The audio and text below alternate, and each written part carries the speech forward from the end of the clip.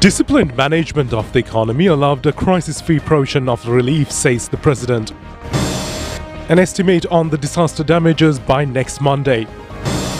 IMF Executive Board meeting to provide an immediate monetary facility to Sri Lanka today. Heavy rains of 300 millimeters in Undudumbra. Several houses damaged due to landslides. GovPay digital payments exceed 2 billion rupees. Air pollution in the capital of New Delhi in India on the rise again.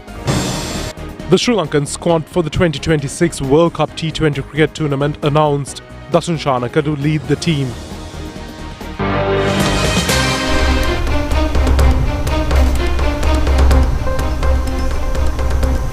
Now to those and more stories in detail. On today's top story, President Kumara Dissanayake says that a sum of 700 billion rupees could be allocated for disaster-affected people due to the financial discipline maintained by the present government.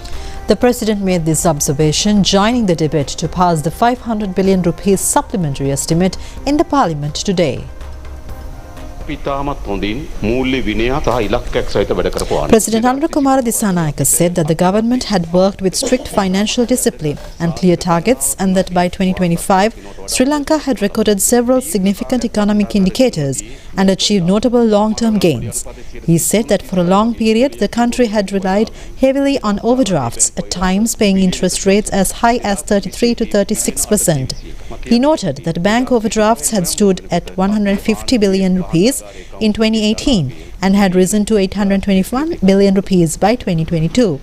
However, he stated that by November 2025, the government's cash balance had increased to 1,202 billion rupees, reflecting an improvement of over 2 trillion rupees. He added that without such positive signals, it would not have been possible to allocate an additional 500 billion rupees. The President said that this year marked the highest government revenue recorded since 2004 and that this economic strength was essential to face the current crisis. He pointed out that the budget deficit, which had persisted for decades since 1977, had been reduced to 4.5% this year. While governments traditionally expected revenue through the budget, he said actual revenue collection had often fallen short.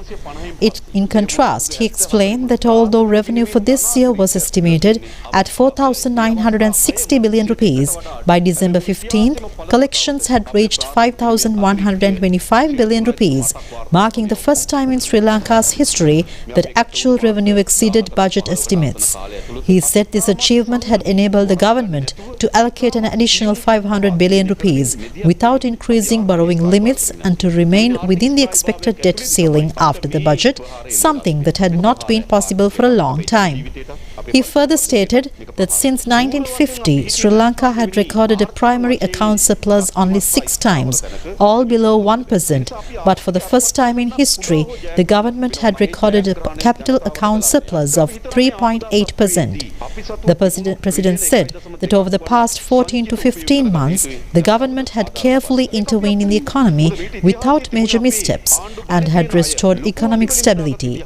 He stressed that it was within the stable economic environment that the country faced the recent shock, describing it as an attack not only on the economy but on the entire system. He said Sri Lanka would not have been able to face such a situation if it were not in a strong and stable economic position. He added that any economic gains achieved by the governments must flow to the people. He said the government intended to utilize the 1.2 trillion rupees in reserves available during this disaster situation to provide relief to the public and emphasized that this commitment would not be abandoned. He contrasted this approach with past practices where public funds had been used for the comfort and benefit of those in power. He said the National People's Power government had been formed not to distribute benefits among a few, but to eliminate such practices and ensure fair distribution to the public. The President explained that with the intention of providing fair relief to the people, the government had presented a supplementary estimate to Parliament, an action he said had not been taken before in Sri Lanka's history. He noted that earlier a supplementary estimate of 72.5 billion rupees had been approved and that the government now expected to present a further supplementary estimate of around 500 billion rupees. He said 1,400 billion rupees had been allocated for capital expenditure for next year and that approximately 10 billion rupees from this allocation had been identified for immediate redirection to the affected sector. Through reallocations, he said, nearly 1,200 billion rupees could be redirected for this purpose, bringing total allocations for national recovery to nearly 700 billion rupees. The President said a detailed assessment report would be submitted to the World Bank, which would be clearly indicating the total economic damage caused by the natural disaster. He acknowledged that injecting an additional 500 billion rupees into the market could exert some inflationary pressure, but stressed that inflation could be controlled by increasing the production of goods and services. He said a significant portion of the allocated funds would therefore be reinvested to boost production and economic growth. He also warned that introducing 500 billion rupees into the market could increase demand for US dollars and said this risk needed to be carefully managed. He emphasized that the solution was to earn additional dollar income beyond projected levels. To support this effort, he said the government had requested an emergency assistance of 25 million US dollars from the International Monetary Fund and expressed hope that the IMF board meeting scheduled for the day would approve the request. The President said that under the 2026 plan, Sri Lanka aimed to attract an additional 500 million US dollars beyond the expected 26 billion US dollars in foreign earnings. He explained that the supplementary estimate had been prepared following several stages. First, securing and mobilizing large-scale emergency funds. Second, relocating displaced persons to safe centers while providing food, healthcare and protection. And third, resettling affected communities and restoring their livelihoods. He further added that the next steps would include providing housing for displaced persons and implementing long-term solutions to prevent and mitigate the impact of future natural disasters. The Executive Board of the International Monetary Fund is scheduled to meet today to consider an immediate release of 200 billion US dollars to Sri Lanka. It is reported that the final agreement is to be made at this meeting with response to a request made by the Sri Lankan government. The Sri Lankan government made the request to the IMF to release a sum of 200 million US dollars immediately to rebuild the Ditwa cyclone affected country recently and to face the existing challenges following the disaster. The official website of the IMF has stated the Executive Board of the IMF is scheduled to meet today in this regard. Under this facility, an advance payment will be made with no reviews will be carried out on this connection. During the challenging period, the IMF acted closely with the Sri Lankan authorities.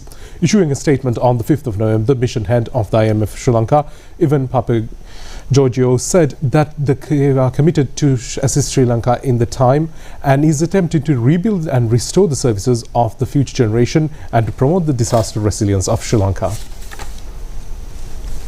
The National Building Research Organisation states that several landslides have been reported in the Ududumbara area of Kandy following rainfall exceeding 300 millimeters. Several houses have been damaged by the landslides. NBRO senior geologist Vasanta Senadira said that residents in the affected houses were evacuated immediately. The Department of Meteorology has announced that several spells of rain may occur in the eastern, Uva and central provinces, as well as in the Polonnaruwa and Hambantota districts. In the western and Sabaragamu provinces and the Galle and Matara districts, showers or thunder showers may occur in a few places after 1 p.m. The weather advisory further states that fairly strong winds of about 40 km per hour can be expected at times over the eastern slopes of the Central Hills, the northern, north central and northwestern provinces and in the Trincomalee, Hambantota and Monaragala districts. Meanwhile, the department mentions that showers may occur in several places in the sea areas off the coast, extending from Batticaloa to Hambantota via Potawil, and sea areas off the coast extending from Colombo to Mannar via Putlam may be fairly rough at times. Dr. Vasantha Senadira, senior scientist, National Building Research Organisation, said that heavy rains have returned to the Ududumbara area in the Kandy district, Valapane and Hanguranketha in the Nuwara district, and the Rattota area in the Matare district. Specifically, the Ududumbara region had recorded over 300 millimeters of rainfall. Due to these conditions, the NBRO reissued Level 3 red evacuation notices for Kandy district. The warning covers Doluwa, Ududumbara, Madadumbara and Minipe Divisional Secretariat divisions. Similar evacuation notices were issued for the Maturata, Nildandahinna, Hanguranketha and Valapana areas in the Nuwara district. Police state that people were evacuated from 7 shops in Pussallava town on the Gampala Nuwara main road due to a landslide risk. Steps were taken to close the shops after they suddenly began to crack and split. Pussallava police raised awareness among the public regarding the prevailing disaster situation. Director General of the DMC, retired Major General Sampath Kotuwegodu, said that the mobilization of security forces and resources to handle potential emergencies during the monsoon season. He states that they have prepared for the northeast monsoon as per standard procedures. Navy boats have already been stationed in areas identified as likely to experience heavy rains and flooding. The Air Force, Army and Police have been briefed and strategically positioned to respond. Farmers in the area warned that the dam of the Thimbilla River in Chillau, which was temporarily protected using sandbags, is at risk of breaching again. Approximately 250 acres of paddy fields are fed by the 400-acre Thimbilla River. It is reported that while the tank has 4 sluice gates, the main sluice has been in disrepair for a long period. Residents mentioned that if this dam breaches, Chillau town will be inundated again. Accordingly, they emphasized the need for urgent and appropriate action to be taken regarding this situation. Due to the ongoing heavy rains, one spill gate of the Moragahakanda reservoir has been opened. A water capacity of 1,500 cubic feet per second is currently being released into the Ambanganga. 2 spill gates of the Padavia reservoir has been opened by 1 foot each. The Padavia Irrigation Engineer's Office stated that the water capacity of 752 cubic meters is being released. The water level of the Hurulu River has also risen. The reservoir is spilling over, discharging water at a rate of 1,100 cubic meters. Meanwhile, the Katakas Digilia Demeter River main road has been inundated due to overflowing of the Yarnoya. Spill gates of the Min area tank have also been opened. Our correspondent reports that excess water is being released to Agalavanna. The area surrounding the historic Somavati sacred site was again affected by the affected floods. Our correspondent reports that the water is flowing across the road at approximately 3 feet. The 6 spill gates of the Rajangane reservoir were open, releasing a capacity of 7,130 cubic feet to the Kalau area. 4 spill gates of the Kantale tank remain open, discharging water capacity of 748 cubic feet to 1 LF. Steps have been taken to open 4 spill gates of the Pogolla Maha Valley reservoir due to the heavy rainfall. Due to heavy rains, 8 spill gates of the Victoria reservoir will remain open, and the engineers of the charge of the reservoir maintain that the massive volume of water is consequently being released back to the water. The irrigation engineer of the charge of the Nanda reservoir in Anuradhapura states that the spill gates remain open due to heavy rainfall. 2 spill gates of the Dedroy reservoir have also been opened by 2 feet each. The irrigation engineer's office in charge of the reservoir states water capacity of 2,700 cubic feet is being released to Dedroy.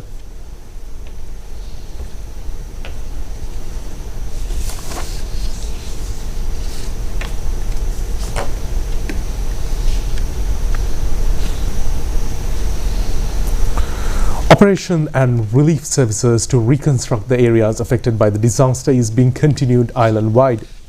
The 3 armed forces and a number of other sectors are assisting the program implemented, led by the government.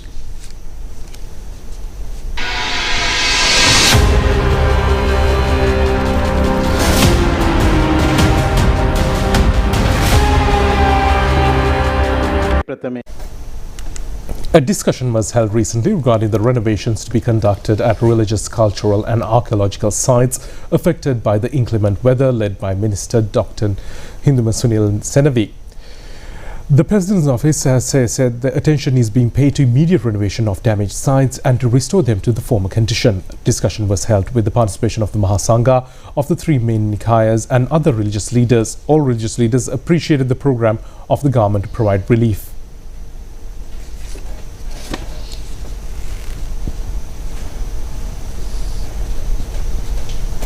Renovations of the stairs leading towards Sri Pada, which was damaged due to the disaster, is being conducted with the assistance of the Sri Lankan Army. Steps are being taken to renovate the stairs affected to the co-host to the main approach road to the Sri Pada, damaged due to the disaster. More than 1,500 Army officials are contributing towards this effort. A group of European technical experts has assisted in investigating the condition of the Batiklo Kalabadi Brigade. This includes a team of experts led by Professor Louis D. Char of the Charles University. They are also inspecting other main bridges damaged due to the island-wide floods. Renovation of several irrigation canalways of the area in Valibanda are blocked due to the falling of earth mounds and landslide commenced yesterday. It is being implemented with the collective participation of several civil organizations. The Rikiligaskanda Nuarelia Road via Valipanda, which was blocked due to the falling of a tree, has been restored by officials. A drinking water problem has surfaced due to the mixing of wastage of the wells and the area affected due to the disaster. Officials of the Ekalev Air Force Camp are cleaning the wells under the Clean Sri Lanka program. Steps have been taken to swiftly renovate the stretch of 5 kilometers which was severely damaged in the Panama Kumana road. It has been decided to develop the road at a cost of 80 million rupees by laying carpet cover. Plans are afoot to restart the railway line between Badulla and Ambalawala, Upcountry Railway Line and Colombo Fort and Trincomalee Railway Line of the Eastern Railway Line. It has been planned due to 2 trains of 9 a.m. and 3 p.m. from Badulla Railway Station to Ambalawala and another 2 trains starting from 9:30 a.m. and 3 p.m. to Ambalawala Railway Station to Badulla.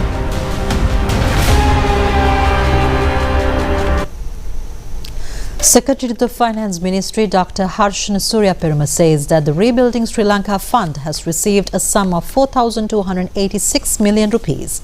Further donations from local and foreign countries are following into the fund at present.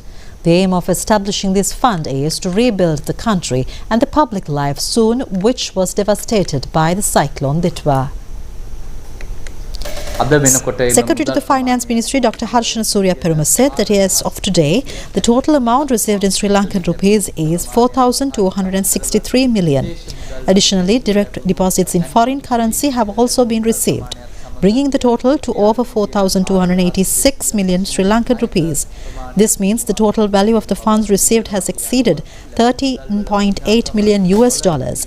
The amount received in foreign currency alone has now surpassed $6 million US. Furthermore, the government is currently exchanging essential information with international organizations and multilateral agencies such as the World Bank, the IMF and the Asian Development Bank to secure the necessary support for the efforts. ඒගොල්ලන්ගේ සහායක දක්වන්නට අවශ්‍ය කරන මූලික තොරතුරු මුදල් අමාත්‍යාංශය සමග හුවමාරු කරමින් පවතිනවා. Mahindra Company of India donated 100 million rupees to the Rebuilding Sri Lanka Fund. Country head of the company Sujit Chand and Indian High Commissioner to Sri Lanka Santosh Jha handed over the donation to Minister Dr. Anil Chand Fernando. Deputy Minister Mahinda Jayasinghe was also present at this occasion. CBL Group of Companies of Sri Lanka also made a donation of 100 million rupees to the fund. Group Director R. Vikramasinghe handed over the relevant cheque to the President's Secretary Dr. Nandika Sanat Kumar Nayaka at the President's Secretariat yesterday. Gift Sri Lanka Foundation and Georgia Buddhist Temple in the USA offered a sum of $16,000 US to the fund. The money was handed over to President's Secretary Dr. Nandika Sanat Kumar Nayaka yesterday. Chief incumbent of the Georgia Buddhist Temple, Venerable Panamwela Vajra Buddhithero, was also present at this occasion. Asunaro Aoki Construction Company Limited also donated a sum of 1 million yen to the Rebuilding Sri Lanka Fund. The relevant cheque was handed over to President's Senior Additional Secretary Russell Aponzo.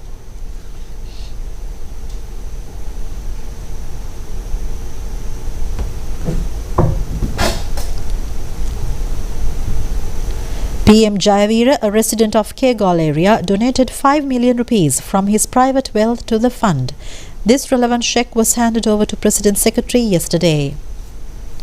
Edirisinghe Edible Oil Private Limited has made a donation of 2.5 million rupees to the fund. Managing Director of the company Vinitha Jayasinghe and Director Suhan Jayasinghe handed over the relevant cheque to the President Secretary yesterday.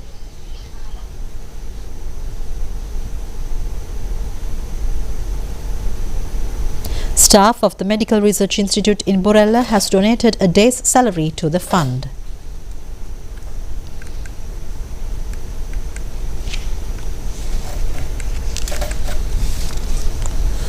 Ambassador of Japan to Sri Lanka, Aiko Isumata, along with Kristen Parko, the mission chief for the International Organization of Migration to Sri Lanka, handed over $1 million to shelters. It was handed over to the Director of Preparedness of DMC, Chatura Leonaracci. The grant assistance through the IOM, valued at $1 million, extended to Sri Lanka in partnership with the United Nations organization, namely the IOM, the World Food Programme and the United Nations Children Fund. Through the IOM, Japan will provide 615 sets of shelters, including kitchen kits, wash kits and bedding kits for the severely affected households in Kandy, Badulla and Kegal.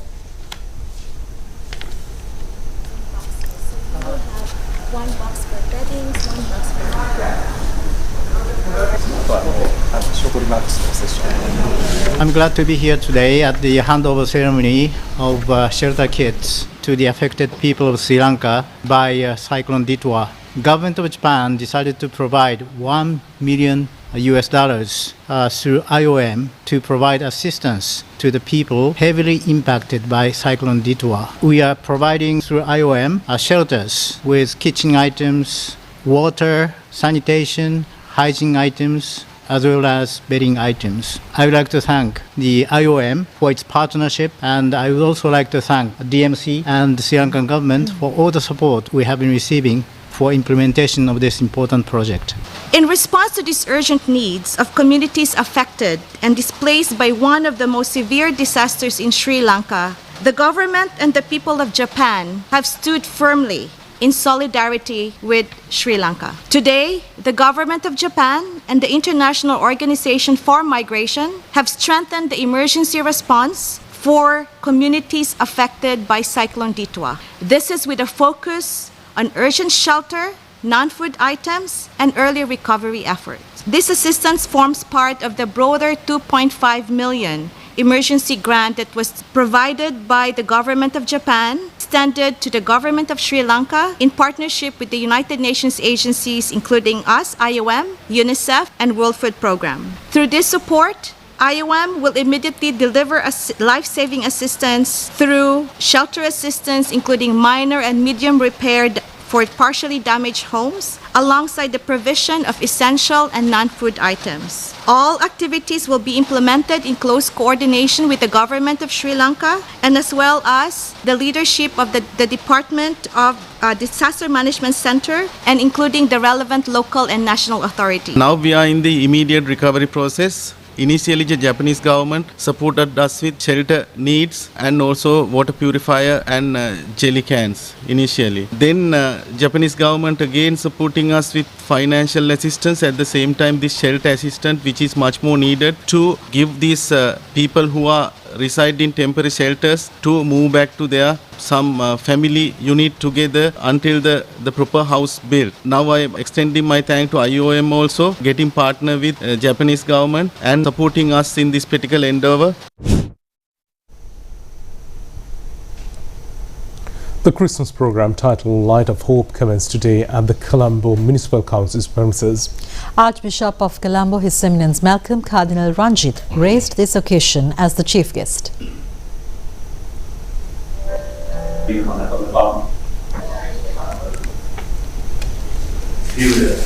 Her Worship the Mayor Rai Khalil Baltasar and Governor of the Western Province Hanif Yusuf and several others were present at this occasion.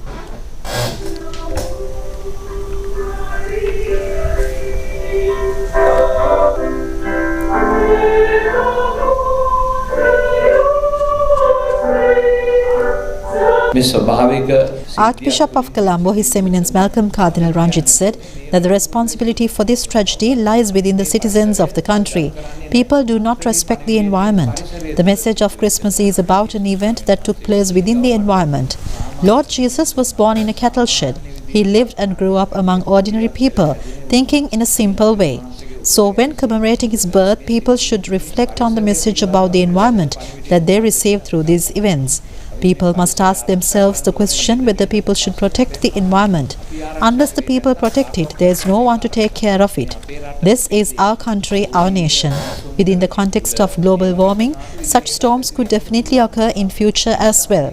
Therefore, people must work towards protecting the environment. The total value of digital transactions conducted by the GovPay, the digital payment platform of the government in 2025, has exceeded 2 billion rupees. This marked a unique turning point of the journey of Sri Lanka towards a digital transformation.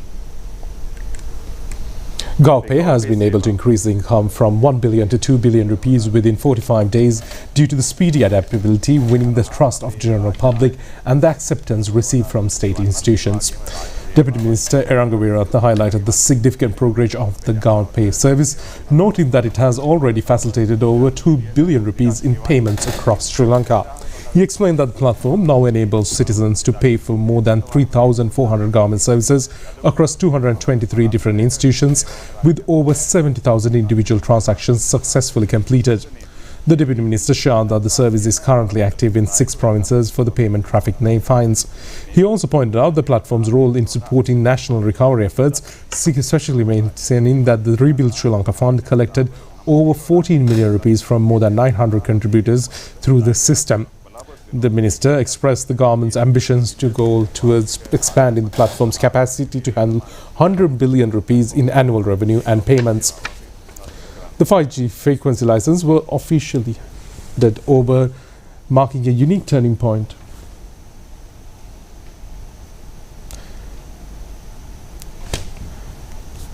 A turning point of the country for the Sri Lanka towards the digital transformation. This has been conducted with the patronage of Ministry of Digital Economy with the organisation of Telecommunication Regulatory Commission of Sri Lanka.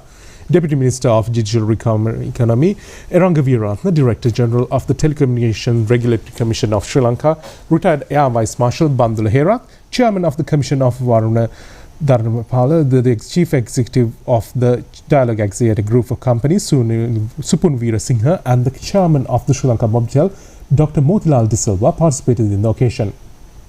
5G technology is a main foundation for the purpose of constructing $15 billion digital economy. By the year 2030, it is expected that this will create a revolutionary change in industry, health, education, transport and supply network, as well as smart cities, along with public services. Due to the extreme far delaying time and high dependability, addition of the 5G technology will also lay the foundation for artificial intelligence, automation and high technological equipment. Licenses were awarded to 2 telecommunication companies under 2 main frequency changers in distribution licenses for the 5G frequencies.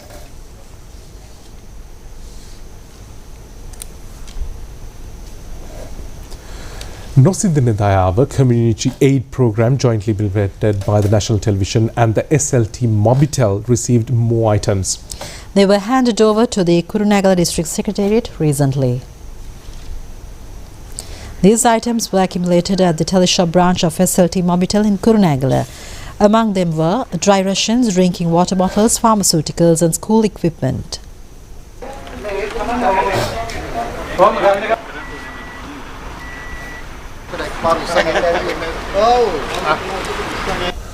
Meanwhile, a stock of items received at the Kurunegala Mobitel branch were also handed over to the District Secretariat.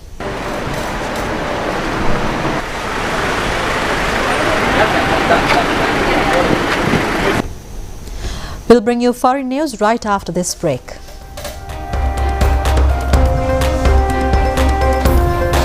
Ella style kochi chicken fusion rasa prima kottumi.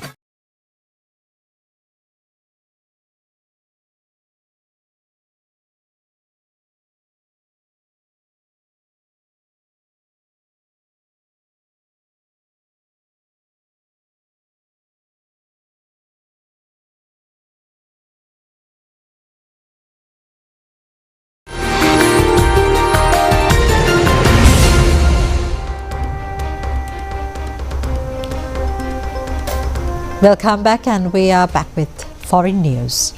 Air pollution has once again worsened in India's capital, New Delhi, according to local media reports which say the city is currently blanketed by a layer of toxic smog. Air quality in the capital, New Delhi, has reached dangerous levels today, the Indian Meteorological Department said. The department noted that dense and toxic fog-like conditions are being observed in Anand Vihar and surrounding areas. A red alert has been issued for the capital, warning that the toxic smog could severely disrupt road and rail transport. On Wednesday, levels of fine particulate matter in the city's air were reported to be 25 times higher than the limit recommended by the World Health Organization. Minister style 9 minutes seafood fusion rasa prima kottumi fantama.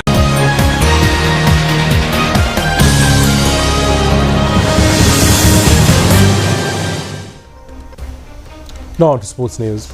A squad of 25 players under the captaincy of Dasu Chanak has been named for the 2026 World Cup T20 cricket tournament. Sri Lanka Cricket informed this today. Pathum Nisanka, Kusal Mendis, Kamil Mishara, Kusal Pereira, Dhananjay De Silva, Niroshan Dikwella, Janit Liyanage, Charit Asalanka, Kamidu Mendis and Pawan Ratnayaka are some of the players included in the squad. Sahan Arachge, Vanidu Hasaranga, Dunit Vellalage, Milan Ratnayaka, Nuan Tushara, Ishan Malinga, Dushmanta Chamira and Pramod Madushan have also been included in the squad. The other players of the squad are Matisha Patirana, Dilshan Madushankar, Mahesh Tikshana, Dushan Hemanta, Vijayakant Vyaskan and Traveen Matheev. That's it for tonight's English News Telecast. Thank you for joining us. Good night. Good night.